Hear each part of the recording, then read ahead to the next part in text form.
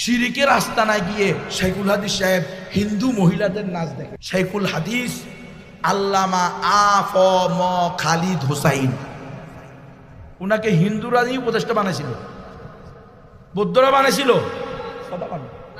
উনারে সকল ইসলামী ঘরানা আলেম ওলামারা নাম দিয়ে বলছে আমাদের ওলামাদের পক্ষ থেকে একজন আলেম থাকুক। এখন উনি গিয়া ওলামায়ে কেরামকে পুরস্কার দিছে।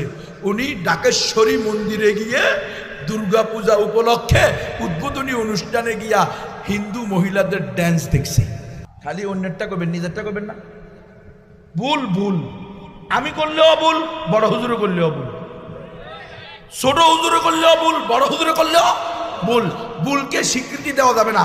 আজকে যদি আ.প.ম. খালেদ সাহেবের নাম ধরে বলা না হয়, আগামী 5 বছর পরে বিএনপি, জামাত ইসলাম, আওয়ামী লীগ আমাদের টুটি চেপে ধরে বলবে সারা জিন্দেগি আমাদের বিরোধিতা করছস, এখন তো তবু হুজুরে গেছে, সেখানে তো কথা বলস নাই।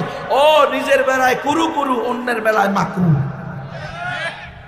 এই জন্য আমরা সাবধান করে দিই, আমরা কোনো ব্যক্তি, কোনো দল, কোনো বিশেষ গোষ্ঠীর বিরুদ্ধে না, যারাই ইসলামের বিরুদ্ধে আমরা তাদের বিরুদ্ধে। গণতন্ত্র 100% কুফরি এবং শিরিকি মতবাদ, এই কথা উম্মতের সামনে বলে দেওয়া আমাদের জিম্মাদারি। কারণ আমরা নবীর ওয়ারিস, ওয়ালা নাসআলান্নাল্লাযীনা উরসিলা ইলাইহিম ওয়ালা নাসআলান্নাল মুরসালিন। রাসূল সাল্লাল্লাহু আলাইহি ওয়াসাল্লাম মুআয ইবনে জাবাল রাদিয়াল্লাহু তাআলা আনহুকে যখন ইয়েমেনের গভর্নর বানায়া পাঠায়, তখন মুআয রাদিয়াল্লাহু তাআলা আনহুকে জিজ্ঞেস করে, ইয়া মুআয, হে মুআয, তোমাকে তো আমি গভর্নর বানায়া পাঠাইলাম, তুমি সেখানে গিয়ে মানুষের সমস্যার সমাধান করবা, ফয়সালা দিবা কোন দলিলের ভিত্তিতে? উনি কোরআন দিয়ে।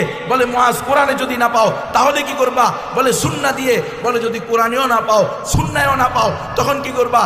তখন মুআয রাদিয়াল্লাহু তাআলা বলছে, আনা আজতাহিদু বিরায়ি, তখন আমি কোরআন এবং হাদিসের সমন্বয় করে শানে নুজুল, হাদিসের শানে উরুদ, এগুলোকে মিলিয়ে আপনার শিখানো পদ্ধতিতে আল্লাহর দেওয়া সুন্নাহ, আল্লাহর দেওয়া বিধান, আপনার থেকে পাওয়া সুন্নাহ, দুইটাকে মিলিয়ে আজতাহিদু বিরায়ি, ইজতিহাদ করে মাসালা বের করব।